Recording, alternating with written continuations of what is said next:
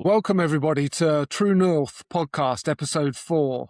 This is a podcast where we discuss all things men's mental, physical, emotional health. My name's Andrew Lynn. And I'm Ben Valdivinos. And today we're going to talk about, did you consciously choose your career path or did your inner child choose it for you? Yeah, this is a really interesting subject. For me, when I think back about my journey, I spent the first 20 years of my career chasing money, chasing growth of businesses, all in sectors that I didn't enjoy. They were not in alignment with who I was, but I had this idea that I wanted to be successful, that I wanted to grow something. But none of it, like I said, none of it felt in alignment for me. None of it felt right. And it's only been the last 10 years after doing the inner work and actually connecting back to who I am that I found a more purposeful career. And we see that a lot in the guys within the Lighthouse Project. People come out of childhood, get into education, get into an area of work, chase the money, chase the promotions, and then suddenly at some point in your life, you kind of look around and think, how the hell did I get here? The goals I set that I thought would bring me happiness actually haven't delivered that. And that's when people start looking around. That's where I'm at right now, right? You're further along in this decision than I am. I'm like right there for this last 9 months to a year where I did look around and I go, I'm not meant to be here, right? I had like a specific moment about a year ago that I shared with you where I'm walking into this very corporate environment. All the lighting, it's gray and it's an office space. It's traditional office space. And I'm walking in there and I just get this song, like a hard rock metal song playing in my head, like just signaling to me that I'm not supposed to be here, right? Like the lyrics were, angry and aggressive. And I'm looking around like, I don't belong here, but I need to work. I need to get an income. I need to support my kids. I need to support my family. I have a mortgage. I want to be able to buy the kids things. So there's a lot of risk in this feeling. And that for quite a while was difficult to sit with. Like, what do you do when you know you're not supposed to be here? You're not meant to be here, but you have to be here and you have to do these things that aren't fully aligned with who you are and your authenticity. How do I then start to separate? It's such a hard thing to sit with for so long. So I'm in it now and I'm actively, slowly trying to transition out, right? But maybe you could share what did you do? How did you make that separation grow further? How did you get away from that? It's a really difficult and interesting question. Mine was part circumstances, actually. So I had a calling for a long time that there was something else for me to do. Right. I was in different types of business, property, finance, all the kind of normal mainstream type businesses, tech, people, all that type of stuff. But I knew there was something else out there for me, something deeper, something a bit more spiritual, something more purposeful. And I had that feeling throughout my whole life, really. Like none of it really made sense to me, the business world. Similar to your office thing, I always just looked at offices, like just people sat in these boxes, staring at boxes on their screens. And I can remember just like at lunchtime going to sit in a park and just thinking, what am I doing? What is this all about? But in some ways it was safe in that environment for me, just because I wasn't being authentic. And I wasn't risking failure in myself because it wasn't part of me. So I continued in these businesses for a long time until about 10 years ago. So it was about 2015, the final business that I started with a friend and we did it for a couple of years. That basically fell apart. And just through circumstances, I couldn't really get into any other business. I'd kind of exhausted my opportunities, my contacts. And in some ways, the universe almost forced me to step into my authentic path. And it was really interesting because I wanted to be a coach. I'd been through this healing journey myself, traveled the world, experienced all these different coaches and modalities and all this stuff. And I had an idea of what I wanted to do. And I remember we were in Spain at the time and I just put it out there. I just thought I'm going to do a social media post that's in alignment with what I think. And I put it out there and got some feedback. And I think within the first week of doing that, of putting myself out there, I had a client. And that was it for me. It was a week of testing. I put myself out there, I got a return. And for me, it was almost a sign from the universe, from whatever is out there, that you're on the right track. And that was it. That was the start. That was my new career. That was the career for the rest of my life. Oh, that's great. That's so great. So you get that first client, and then it starts to trickle in and grow and go from there. Yeah, you start interacting authentically. You start putting your voice out there, what you believe. You start attracting people that are on the same wavelength. You start getting positive feedback from people, and it's like, oh, you're getting positive reinforcement that putting yourself out there is going to be reciprocated. It feels like you're in flow. Yeah. Like all of my businesses before felt like I was just walking uphill all the time, Yeah. fighting Yeah. against the current. Oh, I can relate to that. Like walking uphill or like fighting against like the current's going this way and I'm walking into it. It's Yeah. just this constant, right? This constant feeling for me in my job. I'm doing it. So I got two paths, like two things I'm trying to do, which is like start this company that we're going to guide men and help men. I fit into that perfectly. I can see that. But before this really takes off, I also still feel like I can't jump ship. So I need to fix the corporate part of my professional life, right? I got to fix that first or fix that as well. So I'm trying to fix both of them simultaneously. I'm not trying to fix it aggressively, but I still have to find something that's better aligned and a closer to my interests so I could at least go to work and be passionate and enjoy it and tolerate it while I'm there. And when the feeling I have about going upstream, so now I'm acting authentically at work, right? To an extent, because there's limits in a corporate office environment with all the rules in Northern California. There's a limit to my authenticity. So I just act myself when I am in the office to my best of my ability. And then when I'm there, I notice I'm pushing people's buttons. I'm agitating them because I'm the one that's not in line and I'm the one that's not following orders and I'm the one that's pointing things out that's going against the flow and saying no to certain things. Before, I used to be a pretty big people pleaser and a high achiever, and I was in a role where I was trying to help others in the company. And I would almost always say yes. I never really said no. I would just not only do what they were asking, but I would go above and beyond and help them even more and be proactive and engaging and make their experience better than they thought it could be. Right. So I was raising the bar and doing a great job. Perfect Right. employee. Right. I was doing great. I got great reviews. And then I get rid of that people pleasing. Like I'm still a helpful person. I'm not disagreeable. I'm still pretty agreeable, but I act authentically and I see a lot of things wrong with what they're asking me to do.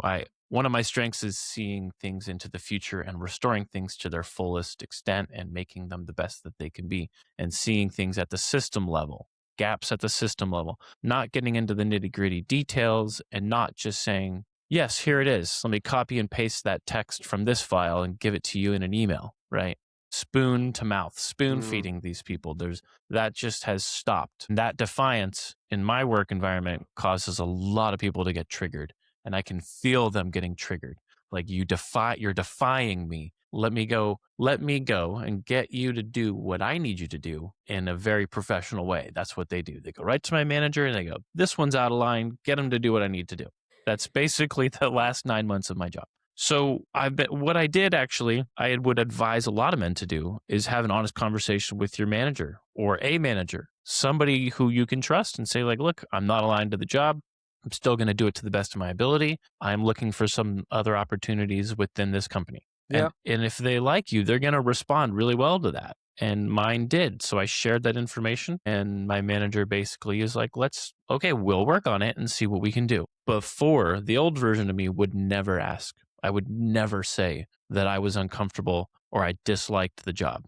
So that's a new change. It's a great point. It doesn't have to be life changing. Like everything in your life doesn't have to change for you to be in alignment. You can do it within your current environment, within your current employer, even. Yeah. Let me ask you, because I think this is there's many different people that we work with, and some of them aren't even aware of their unconscious patterns and how they're affecting their work, how they're showing up, how they're defining their choices. So for you, before you did this work, you said like you said, you had the people pleasing thing, you were an excellent employee because of that. When did you start thinking that this maybe wasn't in alignment? Was it after the work, or did you have the rumblings of that before? There were no rumblings before. I just did it. I had this cycle of after a couple of years, I would leave a job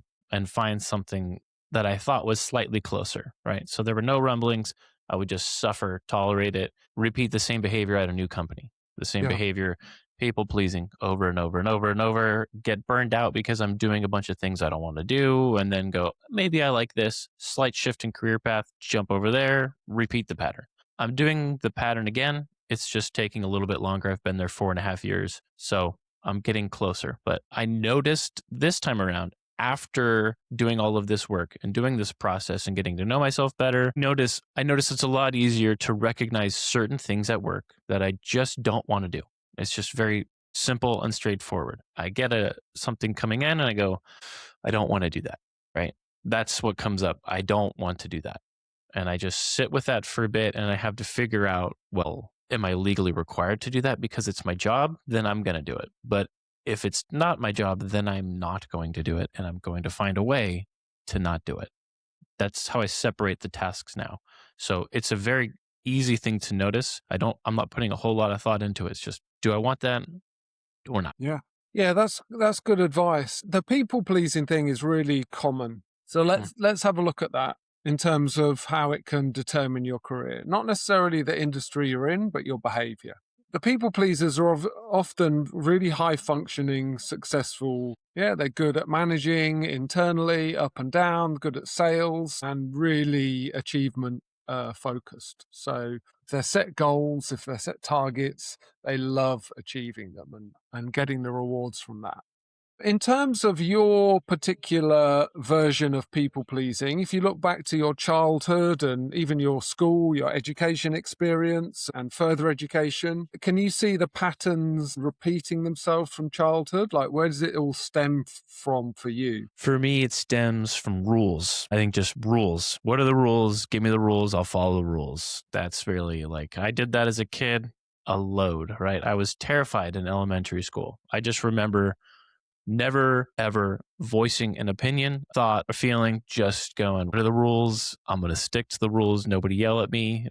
For the love of like fear, what are the rules? That just translates like kind of jumping through college and going into work. Like I still look at that as like that was exactly how I fell apart. Was like the rules were anything that somebody that I perceived to be higher ranking than me was telling me to do. That's the rules. Somebody's telling me what to do. They're telling me what to do. I will follow those rules. And then for you in your childhood, that led to quite a high performance in school, from what I remember. And then you like getting quite a lot of, I don't know, attention or positive feedback that maybe you weren't getting at home. And you were like, this is nice. I like this. I'll do more of this. Yeah. Yeah, it started maybe separated a little bit in high school where there's also like this I didn't want criticism thing. So I wouldn't want to achieve too high because that would get criticism or get input and get attention and that I just wasn't really comfortable with. So I wouldn't do so well as to get that kind of attention, but I wouldn't do poor enough to get that kind of attention. I would just go, let's get like a B, B plus, like upper middle, and just like stick there. So that was almost intentional. I was like, I don't want to be here. Let's go. Right. That's how I operated in high school. But at work, it was very much like anybody who wants anything, I just go, hey, I'm going to help you out as much as I can. Like, what do you need? What do you want? What else do you need? Have you thought about this? Can I do more for you? It wasn't always goal focused. It really was like experiential with the person. What do they want? What do they need? It was like one-on-one people pleasing. Yeah, very interesting. And in hindsight, again, this is getting a little bit deeper, but just so people can recognize like the origin of this behavior. So that's that kind of that rules-based environment that you created or responded to or sought out. What was that? Was that a response to something that was going on at home, or what do you put that down to? I put that down all the way to like my core issue. Like my core issue was okay, the rules were set for me very early. 3.5 years old, 4 years old. I don't even really fully remember it happening, but I know that it did happen. I'm 3.5. I have a younger brother who's about 18 months old at that time. And then we have a newborn. My sister is born. And then that's the environment that I was in. So at that age, the rules were set, right? I was a very observant and aware and emotionally aware child, and then very deeply feeling. So the rules are set right there from the parents down to me. We're like, you follow rules. Go over there, play with your toys. You can go play by yourself. Please be alone. This is what we have to deal with is like the newborn and then the toddler. But you're old enough to perceive this and follow orders and follow the rules that you go over here and do that. That is like my root. And that realizing that was very, very hard to really sit through and realize. But now it makes nothing but sense.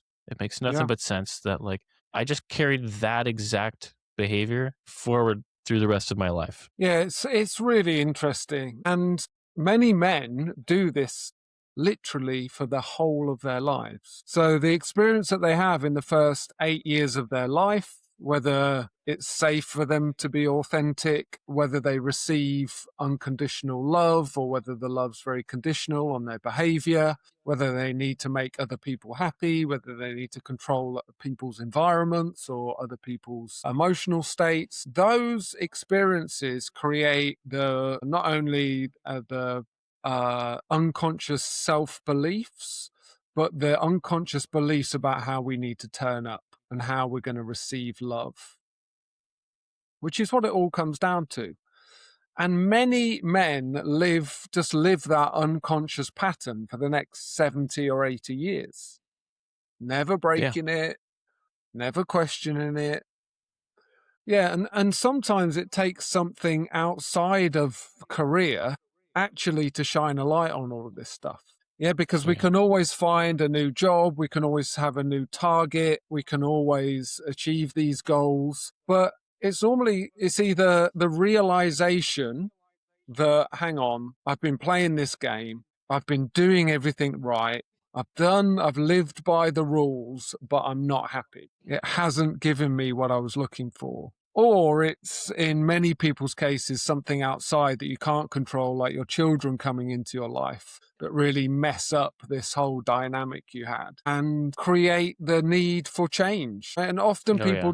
people don't know what that change is a lot of the time. There's a big thing about like the midlife crisis that everyone talks about, everyone knows about. But I believe the midlife crisis is that realization that the rules I've been playing my life by, like they just fall down. They're not real. I need change. I need more authenticity. I need to find purpose. I need to do something. Mm-hmm.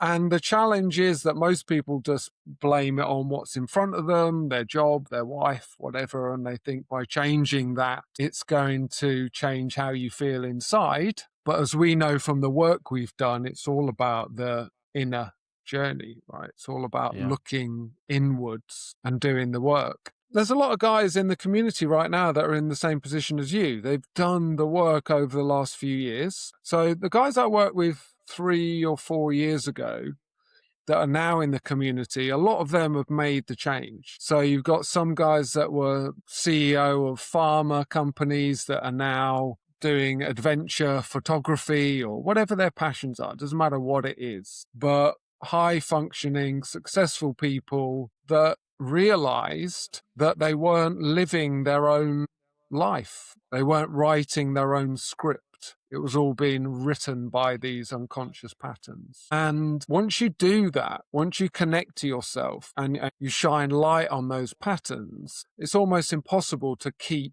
living that old life. Yeah. Yeah, it is. It's impossible to keep living that life. I can't. I've been feeling that for a year. Like I can't do this forever, and I need to figure out how to fix that problem. That's kind of what I've been trying to figure out. It's not easy. I think a lot of people will eventually give up on trying to solve that problem and then just go back to maybe a slightly better job and just go, I'm just gonna kind of park it right here for forever. Right? It's a tough problem to solve. Yeah, I think there's a few answers to it. The first thing I would say is that you don't lose any of the skills and the experience and that you pick up along the way. So a lot of people are scared of doing this work because they don't know what's at the other side of it. They're like, well, if I don't need to make any people happy anymore, or I don't chase targets anymore, what's going to happen? Is my whole life just going to fall down around me? Am I going to be poor? Am I going to be homeless? Like, what is on the other side of it? But the great thing is, just like my example of setting up businesses and selling and being creative and marketing and all the different aspects, all the different areas of business I was involved in, that's amazing experience for implementing in a more purposeful sector. Yeah, just like everybody else, you don't lose any of the skills and experience. You just have the ability to make it more relevant and more authentic. Yeah. So the stage that you're at and a lot of other people is at is, okay, I don't need to change everything right now. I don't need to throw everything away, but really, who am I? Like you said, at the moment, you know when you don't want to do things, right? They come into your life, they come into your job, and you feel this isn't in alignment with me. I do not want to do this. The next piece of the puzzle, again, which you're involved in, is the opposite of that. Is when things come into your life, into your reality, opportunities, people that feel in alignment. This makes me feel alive. Oh, this brings me joy. I love doing this. Oh, I remember doing this as a child. Oh, yeah, this feels good. This feels alive.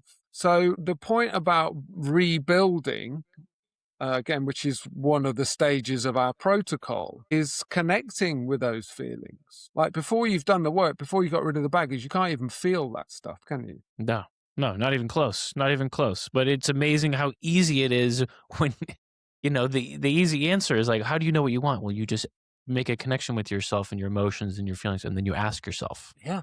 It's Listen. that's the end of the instructions. It's not right. It's not a very. It's very easy to say, but it's kind of hard to actually execute and do. Like the work itself is hard to do, but if you want to know if you like something or if you want to do something and what you do like and what do you enjoy, you just gotta ask yourself. Yeah. That's the simple answer. Listen to the feelings in your body. Most men that before they do the work are completely disconnected from their bodies. They're completely disconnected from their intuition, inspiration, and just living this hamster wheel of achievement, people pleasing, high functioning behavior. But the route to connection is via that healing journey, via the release of the emotion, clear the baggage out, like make room for something else, make room for yourself. Yeah. And then when you integrate the inner child, you repair the wounds. That stops the noise, doesn't it? That means the people pleaser can dissolve. The need to Yeah. achieve can dissolve, and then you're left with, okay, well, who am I?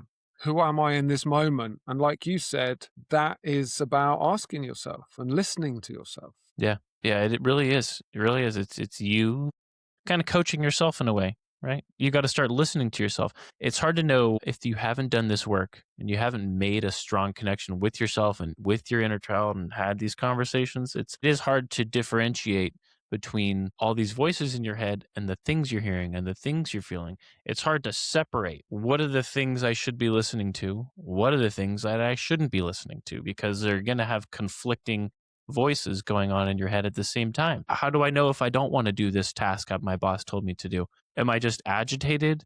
What feeling is this feeling associated with me having to say no to him? Am I just not feeling good today? They don't know how to answer these questions and deal with that environment because they're lacking a connection with themselves. It's a great point. There are so much noise in there, right?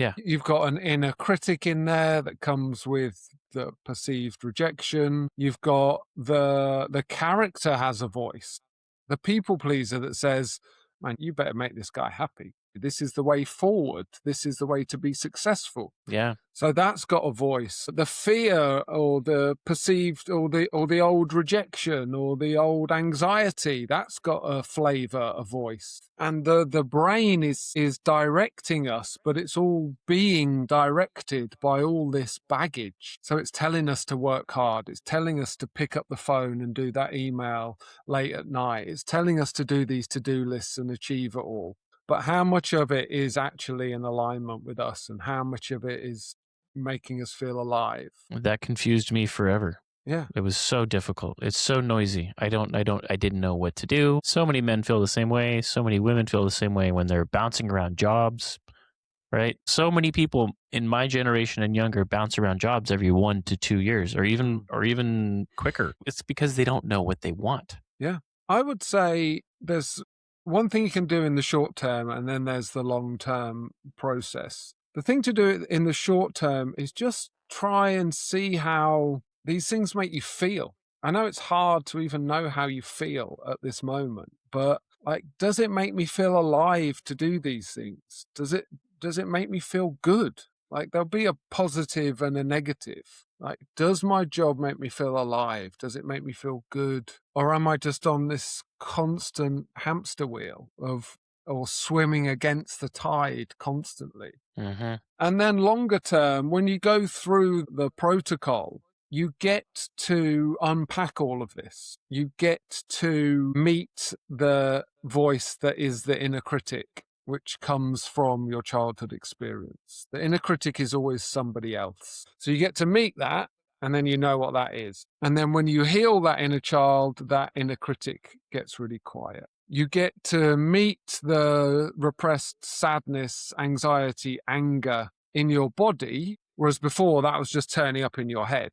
I'm worried about money. I'm worried about work. I'm worried about health. I'm angry at the boss. I'm angry at the wife. All these repressed emotions, before you do the work, you're experiencing them as voices. So when you go through that release phase, you get to meet that and you get to release that. So that voice then quietens in your head. So it really is, the process becomes a process of subtraction of the inner critic, of the noise from the emotion, of the voice of the character when you integrate the inner child. So actually, long term, you're left with just your voice, just your intuition. Yeah.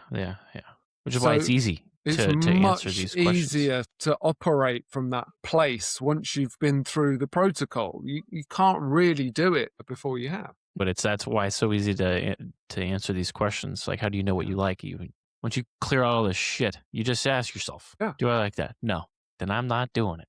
That's how it comes down to. It's just so straightforward. 100%. I can't do it. Like, why would you do it? You can't do it anymore. Yeah. I find myself right now at work doing this, like, very much more aware of myself, my flaws, my strengths. So I find myself in a lot of conversations with other people where they're not quite as dialed in, or they're not dialed in any capacity to themselves and how they feel and how they think about things. And they're kind of on autopilot, just with these old behaviors, just like running the show. And I find myself trying to still fit into the corporate environment while still being authentic is quite the dance. It's quite the thing you have to sort out. But it's something that I think a lot of men struggle with. And it's so hard to do that they end up just kind of giving up. But that's still, it's important. It's so important to kind of figure this one out and come to grips with, like, finding your own strategies to surviving at work and making sure that after you've done all of this work for yourself and you're healed yourself, that you don't just slip back into these old habits because work is an easy gateway to that, right? Because 100%. like, work is kind of mandatory for so many men, and it's so difficult to sort out how to behave at work that you end up kind of giving up. Yeah. I think that's another real benefit of the community as well. Like, once you connect with men that are in the same position as you, because if you're in isolation and you just go back to work and everyone else is the same as they were before, and you have no support or no idea that you're meant to feel this way, then it's very hard to create change. But if you're with a group of guys that are all in the same position, that are transitioning, like it's not a cutoff where you just do this work and you leave your job. It's a transition of building something else so you can step into it. And you need support to do that. You need to Hmm. create with other people that are on the same wavelength as you, that understand the same level of emotional depth that you understand yourself in. Right? That's where opportunities come. That's when change can happen. It's not in isolation. It's really hard to do if you're just going back to the same job, same people. Oh yeah, you need to connect with other people that are like yourself. You have to. It makes it everything feel so much easier, and it makes a little bit of a motivating factor, right? It's a motivating factor. When I jump on our calls like once a week or twice a week, it's a little bit of a refresher, a little boost, a little reminder that there is light at the end of the tunnel and that we can go check in with each other and be like, okay, these strategies work at work. I'm going to go try this and see if it helps or something like that, right? I've used a couple of tactics and things that I've heard from Sam and other people, and then just done them at work. And it does make the experience a little bit better while I'm there.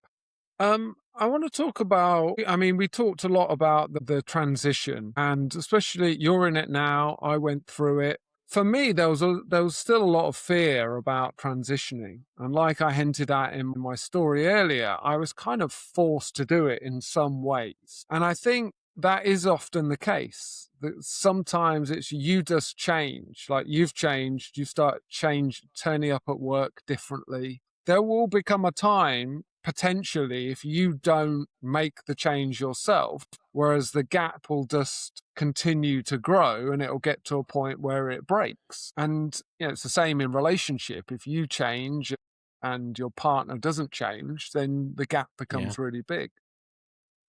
And I think that's what happened to me. Like there was such a disconnect from where I wanted to be to where I knew I needed to be to where my old patterns were taking me, that I just couldn't bridge that gap anymore. And that's where the change had to happen. That makes sense. Yeah.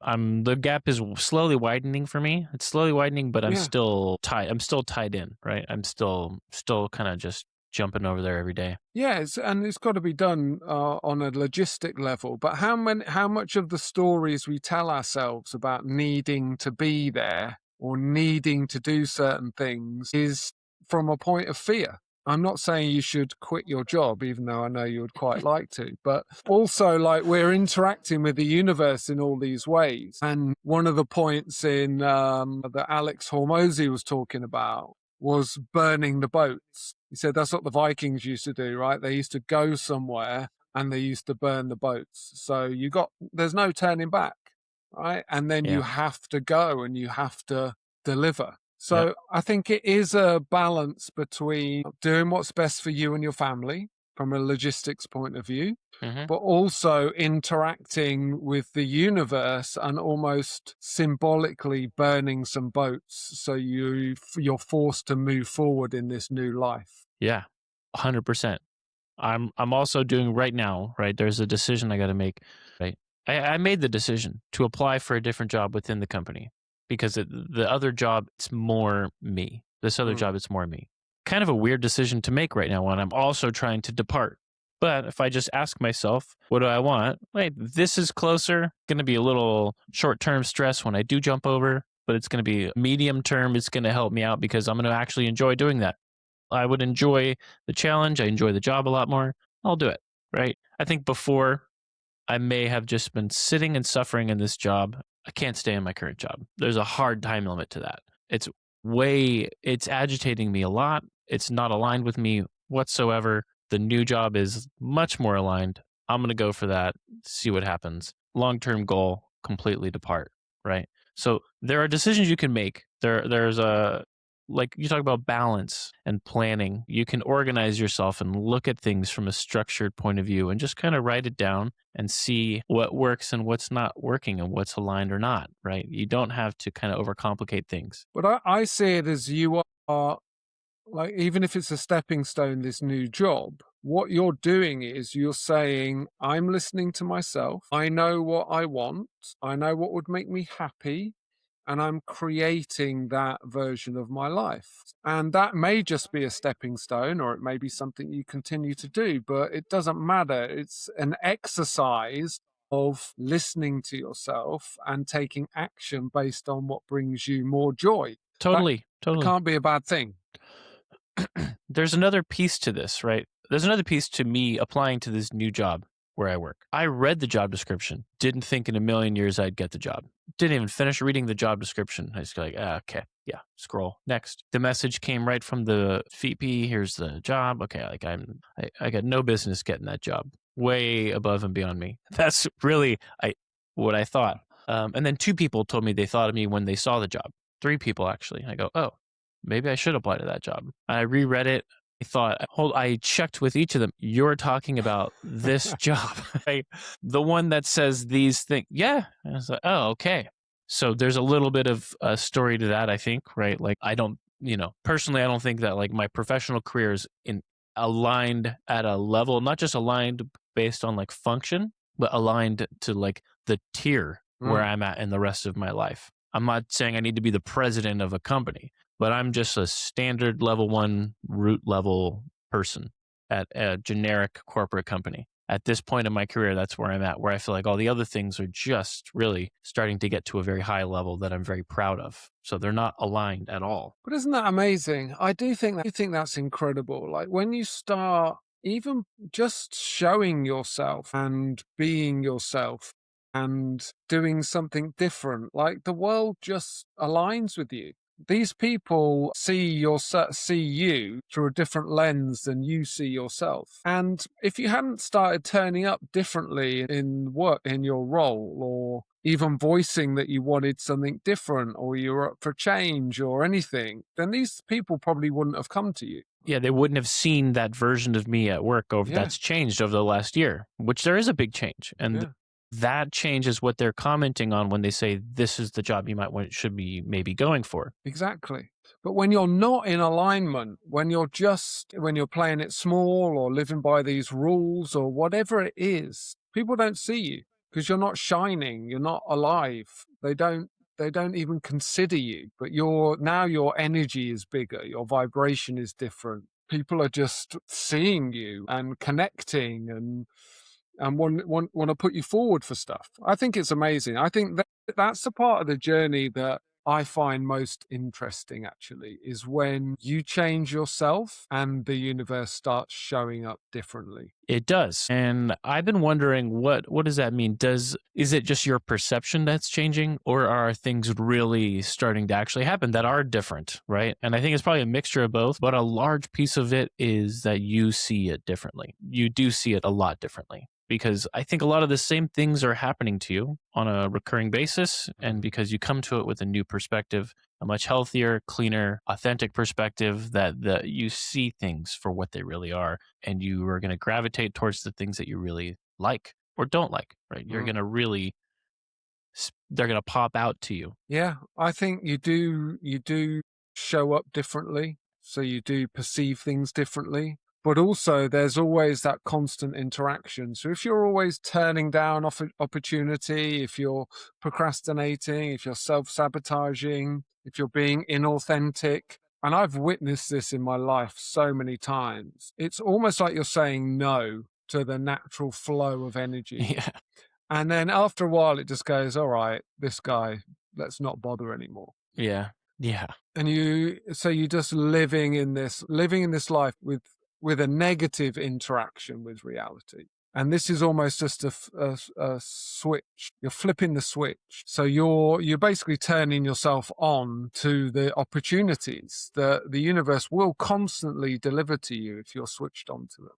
Oh, it will. It will. I've had, personally, the last year has been really interesting. I hear things differently, different engagement with different people. And people will say certain things and I'll hear that. Like, is that, that was a compliment, right? Like, I think before I just shut down compliments. Like, I don't want any criticism. I don't want any feedback. I don't want you to see me. I'm going to just keep going. Don't look at me. Don't talk to me, and just bury that and ignore the compliment. But then I hear a couple of things and you go, maybe I should listen to that.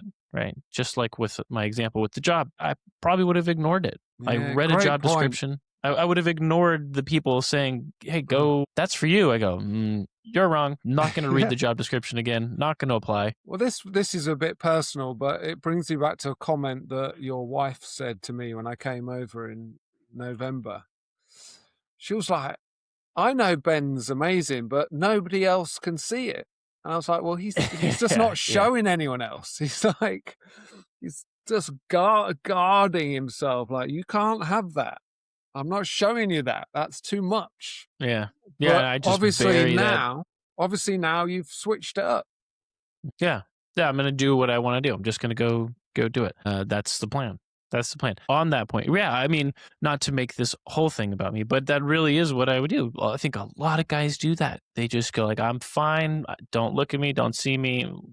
Don't do just do the bare minimum or whatever their version of me is," and they're just gonna keep doing it Yeah. and never gonna change anything ever. Let's kind of sum it up a little bit before we go on for too long. I think we've spoke in depth about your experience, like you said, about playing it safe, living by the rules. My experience was based on a lot of self sabotage, a lot of control of failure. There are other men that are really high functioning, really successful, people pleasing, people that welcome that limelight, that really need those rewards, that are driven by that get the rewards, that have a really successful external reality, but it's not in alignment. They don't feel happy. But then there are the other people that are less functioning, that are sad, that are depressed, that are, alcoholics, that are all keeping themselves small, are all sabotaging themselves, are all attached to a really low self esteem, really low self worth.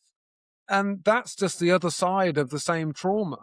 It's not being authentic. It's not being aligned. It's scared to put yourself out there. So if you're any version of that, high achieving or depressed or not in alignment, if you feel like you're on a hamster wheel, if you feel like you're swimming upstream, then there's a reason for it. You're not in alignment. You are playing a character. You're playing a role that's not authentic. You've got the baggage of the past that's going around in your head. And we've all been there, right? Every one of us, everyone in the Lighthouse Project has been there and they've been through the protocol. It's a simple 5-step protocol to go through the journey we've spoken about today of releasing the baggage, repairing the parts of you, rebuilding yourself into the most authentic version of you. And then that creates the external reality. It's not the other way around. You don't change your job or your wife or whatever it is externally to create the way you feel. It starts with the work inside of you. I'll add to that.